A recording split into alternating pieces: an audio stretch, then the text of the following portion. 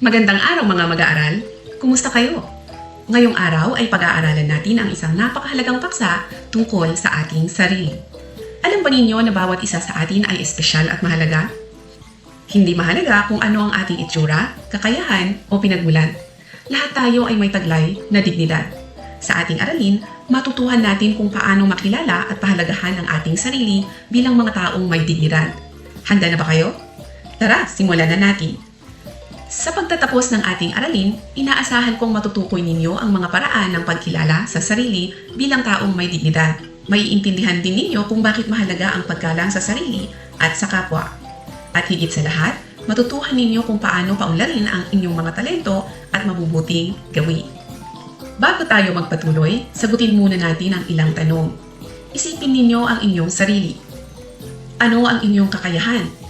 Mahusay ba kayong umawit, gumuhit, maglaro ng sports o tumulong sa ibang tao? Ano naman ang inyong magagandang katangian? Mabait ba kayo? Masipag o matulungin? Tandaan, ang pagkilala sa sarili ay nagsisimula sa pag-alam kung sino tayo. Ano nga ba ang ibig sabihin ng pagkilala sa sarili? Ito ang pag-unawa kung sino tayo. Kasama rito ang ating mga talento, kakayahan, damdamin at mga pangarap. Halimbawa, alam ni Ana na mahusay siyang sumayaw. Alam naman ni Mark na mahilig siyang tumulong sa ibang tao. Kapag kilala natin ang ating sarili, mas madali nating matutukoy kung paano tayo magiging mas mabuting tao. Ngayon naman, alamin natin kung ano ang dignidad. Ang dignidad ay tumutukoy sa likas na halaga at karangalan ng bawat tao. Kapag sinabing may dignidad ang isang tao, ibig sabihin ay mahalaga siya at karapat-dapat igalang. Hindi kailangang maging mayaman, sikat o matalino upang magkaroon ng dignidad. Lahat ng tao ay may dignidad. Ikaw, ako, ang iyong mga magulang, mga kaibigan, at maging ang mga taong hindi natin kakilala. Bakit nga ba may dignidad ang tao? May dignidad tayo dahil tayo ay may kakayahang mag-isip. Nakagagawa tayo ng mabubuting desisyon. Nakakaramdam tayo ng pagmamahal. At higit sa lahat, tayo ay natatangi. Subukan nating tignan ang ating mga kamay. Mapapansin ninyo na iba-iba ang ating fingerprint. Ipinapakita nito na bawat tao ay natatangi. May mga kaklase kang magaling sa math. May iba namang mahusay sa pagguhit. May magaling sa pagsasalita. May mahusay sa pakikipagkaibigan. Hindi kailangang maging katulad ng iba. Ang mahalaga ay matutuhan nating pahalagahan ang ating sariling kakayahan. Paano natin maipapakita na kinikilala natin ang ating sarili bilang taong may dignidad? Narito ang ilang halimbawa. Una, tinatanggap natin ang ating sarili. Ikalawa, nagsisikap tayong mag-aral. Ikatlo, inaalagaan natin ang ating kalusugan. At ikaapat, naniniwala tayo sa ating kakayahan. Ang mga simpleng gawain ito ay nagpapakita ng pagmamahal at paggalang sa sarili. Dahil may dignidad ang bawat tao, mahalagang igalang natin ang ating sarili at kapwa. Kapag iginagalang natin ang ating sarili, iniiwasan natin ang paggawa ng mga bagay na nakasasama sa atin. Kapag iginagalang natin ang ating sarili, iniiwasan natin ang paggawa ng mga bagay na makasasama sa atin. Kapag iginagalang naman natin ang kapwa, hindi tayo nang aasar, nananakit o nambubuli. Sa halip, tayo ay nagiging mabait, maunawain at matulungin. Pahalagahan ang aking sarili.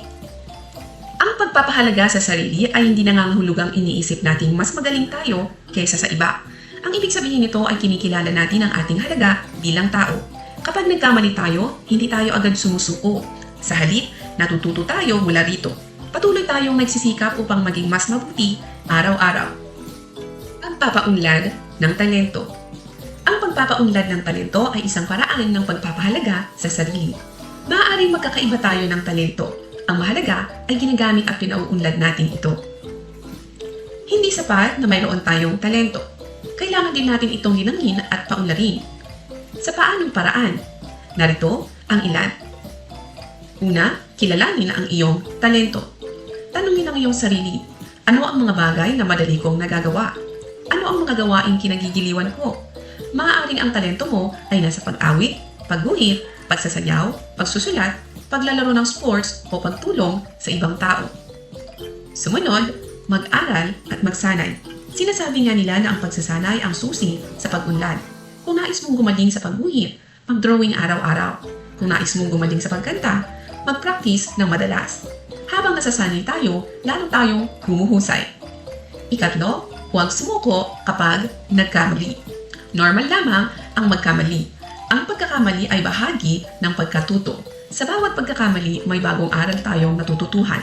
Kaya huwag agad mawalan ng pag-asa. Ika-apat, humingi ng gabay.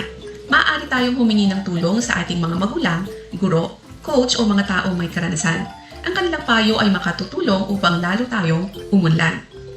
At panghuli, gamitin ang talento para sa kabutihan. Ang ating talento ay hindi lamang para sa ating sarili. Maaari natin itong gamitin upang makatulong, makapagpasaya at makapagbigay inspirasyon sa ibang tao.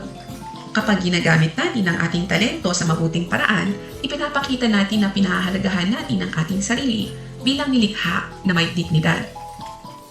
Bukod sa talento, mahalaga ring paunlarin ang ating mabubuting gawi. Tandaan, hindi sapat na matalino lamang tayo. Mas mahalaga ang pagkakaroon ng magandang asal, katulad ng pagiging masipag, magalang, matapat, at disiplinado. Ang mabubuting gawi ay tumutulong upang maging mabuting mamamayan at mabuting tao. Pag-isipan natin ito. May kaklase kang nahihiyang sumali sa gawain dahil pakiramdam niya ay wala siyang kakayahan. Ano ang gagawin mo? Tama, maaari mo siyang hikayati. Sabihin sa kanya na lahat ng tao ay may kakayahan at talento. Minsan, kailangan lamang itong matuklasan at malinang. Sa ganitong paraan, natutulungan natin ang iba na makita ang kanilang dignidad at halaga.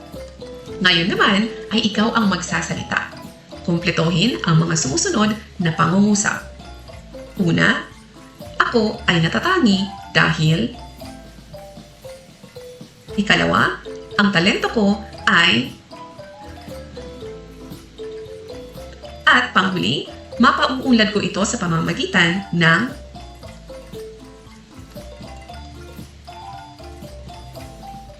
Magaling!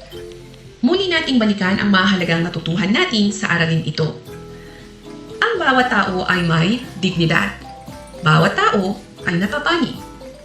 Dahil dito, nararapat nating igalang ang ating sarili at ang ating kapwa. At isa sa pinakamahalagang paraan ng pagpapahalaga sa sarili ay ang pagpapaunlad ng ating mga talento at mabubuting gawi. Bilang pagtatapos ng ating aralin, nais kong pag-isipan ninyo ang pangungusap na ito. Bilang isang taong may dignidad, ipinapangako kong ano ang nais mong gawin upang higit na mapahalagahan ang iyong sarili. Paano mo maipapakita ang paggalang sa iyong kapwa? Isulat ang iyong pangako at sikapin tuparin ito araw-araw. At dito nagtatapos ang ating aralin. Sana ay natutuhan ninyo na ang bawat isa sa atin ay mahalaga, natatangi at may dignidad. Huwag ninyong kalilimutan na mahalin, igalang at mahalagahan ang inyong sarili at ang ibang tao. Hanggang sa muli, paalam!